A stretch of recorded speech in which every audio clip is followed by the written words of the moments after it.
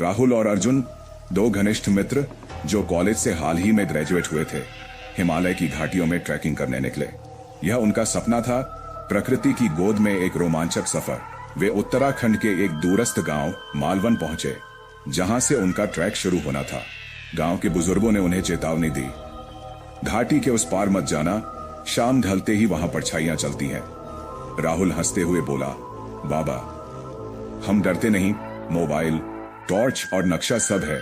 बुजुर्ग ने बस इतना कहा, मोबाइल की रोशनी अंधेरे का रास्ता नहीं दिखा सकती बेटा। पहले दिन सब कुछ ठीक चला। वे सुंदर झरनों, घने जंगलों और पक्षियों की चहचहाहट के बीच चलते रहे।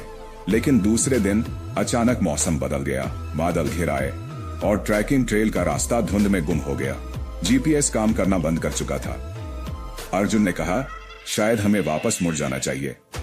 राहुल जिद पर अड़ा था, अरे थोड़ी ही दूर बची है, झरना उस पार है, चलो। वे आगे बढ़े, लेकिन अब रास्ता एक अजीब सी खामोशी में डूबा हुआ था।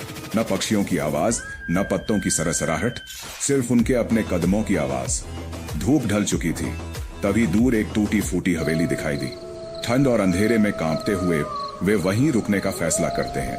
हवेली बहुत पुरानी थी, खिड़कियां टूटी हुई, दीवारों पर काई जमी थी और अंदर एक सड़ी हुई गंध थी। जैसे ही वे अंदर गए, दरवाजा जोर की आवाज से बंद हो गया। अर्जुन डरकर बोला, क्या तुमने दरवाजा बंद किया? नहीं। राहुल की आवाज कांप रही थी। टॉर्च की रोशनी में उन्होंने देखा कि हवेली की दीवारों पर पुराने अखबार चिपके हुए थे, जिनमें 1992 से लापता लोगों की खबरें थीं। तस्वीरों में कुछ चेहरे उन्हें जाने पहचाने लगे, मालवन गांव के लोगों जैसे।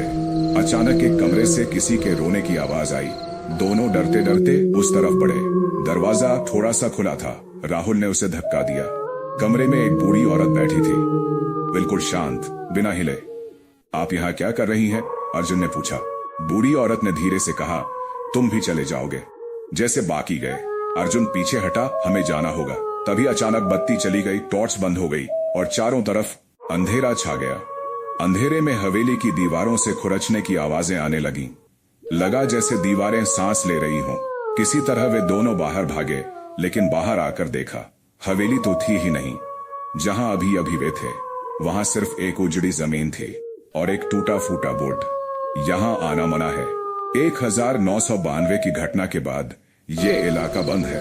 तभी एक स्थानीय गार्ड आता है। वह चौंक कर बोलता है, तुम दोनों जिंदा कैसे हो? यहाँ तो कोई जाता ही नहीं। 1992 में कॉलेज के ही 2 लड़के यहाँ आए थे और फिर कभी नहीं लौटे। राहुल और अर्जुन की आंखें फटी की फटी रह गईं। उन्होंने जो तस्वीर देखी थी, वह उन्हीं 2 लड़कों की थी। क्या हम उनके जैसे नहीं बन गए थे? अर्जुन ने धीमे से कहा। किसी तरह वे गांव वापस पहुंचे, लेकिन जब उन्होंने मोबाइल निकाला, देखा तारीख बदल चुकी थी। ट्रैक पर वे सिर्फ 2 रातों के लिए निकले थे, लेकिन मोबाइल पर तारीख थी 2 हफ्ते बाद की। उनके कपड़े फटे थे, शरीर पर खरोंचें थीं और उन्हें कुछ भी याद नहीं था कि उन 2 हफ्तों में क्या हुआ। गांव वालों ने कहा, किसी ने तो तुम्हें बचा लिया, लेकिन कुछ छूट गया है वहां। राहुल ने पीछे मुड़कर देखा। एक परछाई पेड़ों के पीछे से देख रही थी और उसकी आंखें बिल्कुल वैसी ही थीं, जैसी हवेली की उस बूढ़ी औरत की। कहानी पसंद आई हो तो चैनल को सब्सक्राइब, लिंक, कमेंट और शेयर करना ना भूलें। धन्यवाद।